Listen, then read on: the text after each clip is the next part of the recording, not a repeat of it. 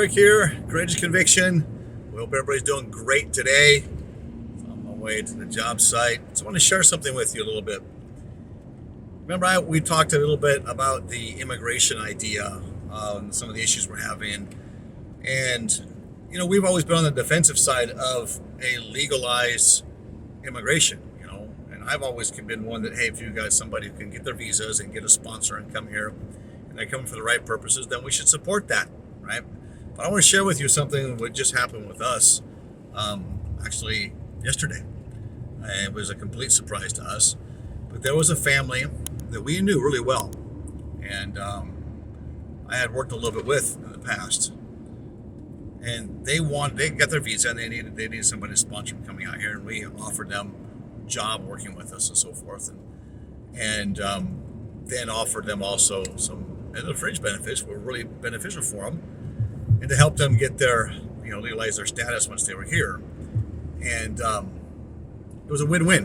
And they were people that I felt understood about the Constitution, about the Second Amendment, and I believe that they do understand the importance of that.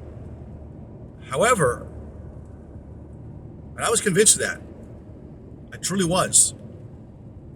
My wife tried to warn me some, but she was also good friends with this one lady. Well, sort of good friends. And it was great. The kids came out the same age, and my kids loved it because we're remote. And that became a problem. Because when they came here, and I asked them very adamantly, because we had to make some accommodations for them to share our house with them, right? Not even sleep with my own wife, so that the women could all have one room. But what happened was they told us one thing, and they used their kids as their reason for wanting to come, to give them a better future, a better life, and to have that freedom and that agency. So now these are members of the church. This was a leader of the church before he stepped down from his calling to come here. And this is my point of view, or my point on this.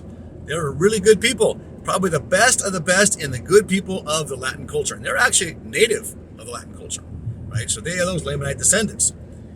And I thought, these are the kind of people we need to have here. We'll sponsor you. When he got out after 2 weeks of working, and me taking him to some trainings, and then training him a little more, letting him see what he can do as well, and he just seeing what we could be done, and them talking about what could she do for work, and talking about those things, then they all of a sudden started doing other things. And yesterday, basically just all of a sudden that reason for coming here for their children was, well, we're going to put our daughter in public school because I want to work and we want to make money. And we offered them a very good deal. So it wasn't like they weren't going to come out way ahead with us. We offered them a really good deal. My wife said it was too much.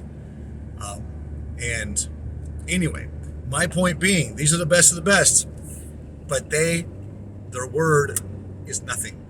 And in Latin culture, its Marxism is so penetrated that lying is just part of way of life. And it happens often. But that doesn't mean we give up on those in the church, right? The sad thing was that we thought for sure these people, because of his position in the church and my relationship with him and knowing him for 6 or 7 years, I was there with them. We're neighbors too, in the same ward. It didn't make any difference. At the end of the day, it comes down to survival of the fittest, what they want. They want to make a bunch of money right now. They don't want to help develop something over time. They just want to come and take advantage of what's there now. So they come and take jobs. They come for economic purposes, not to have a better life. They're taking that money and sending it back home. He told me, I got a $25,000 debt I got to pay now back home. And so, what? They're coming here to make money to pay their debts at home. They're not coming here to make us a better country. And that was something I tried to qualify and vet before he came here. And still, they told me what I wanted to hear and lied to me. Does that shake my testimony to the church? No. But just only goes to show you again, we cannot take verbatim what leaders say. Because leaders also have their own agendas, their own way of thinking. Right? Just because they're a leader in church doesn't mean they're perfect. And listen to when they're speaking with the Spirit. And they will from time to time when the Lord wants them to. And I think that goes all the way up to the top. That meaning that we just need to make good decisions. And I trusted also, my own fault, but I trusted because he was to be the bishop. He was put in to be the bishop. And the stake president had called me and let me know that he wasn't happy that I was sponsoring him coming here. And yet, this is what we would have had as a bishop, somebody who was deceitful and not honest. And I even said to them, look, I understand you guys want to go. That's fine. If things don't work out like you want to, and you got somebody else can sponsor you, that's fantastic. But we made all these jobs. We did all these things for you. We changed a bunch of things up. At least tell me, and I was supposed to go in for surgery this week, and they knew that. We had a plan worked out where he and another partner were going to take over things. And at least give me 10 days, and so we can get things caught up. No, we're going to go in 3 days. Well, why are you going to leave in 3 days? Well, because Thursday is when they're going to come pick us up. It's like there was nothing to talk about it or work it out. It was their plan all along. It was a lie. And that's the point. That's the downside to these people. You cannot trust 99% of them. I don't leave that 1% in there. But this is the best of the best, my friends. And this is what we're going to have coming here. I'm not going to be able to trust anybody at their word because that's their culture. That's what they're used to doing too. All right, Courageous Conviction. Give me your comments down below. Everybody has their agency, I get that. But responsible agency is where it comes and fits in the gospel, right? Talk to you guys in the next one.